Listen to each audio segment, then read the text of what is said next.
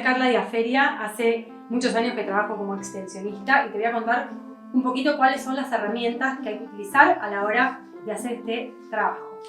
Herramientas de uso. Primero y principal, por supuesto, tener un blister con pestañas, pestañas de seda o pestañas de bisón, para colocar pelo por pelo. Después tenés que tener dos pinzas, obviamente, una en la mano derecha, una en la izquierda, la mano, yo en mi caso que soy diestra, la mano derecha. Al revés, derecha con izquierda. Qué gracioso, pero dijiste una con la derecha y una con la izquierda, y lo dijiste al revés. Cosas que pasan, no pasan.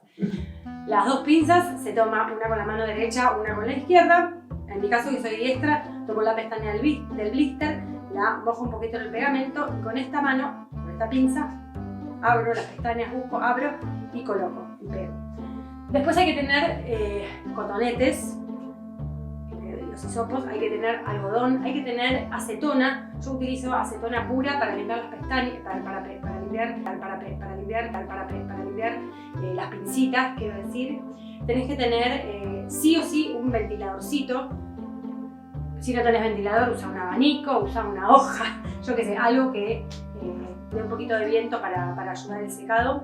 Una buena luz desde ya, una camilla. Estar siempre limpia, siempre lavarse las manos antes de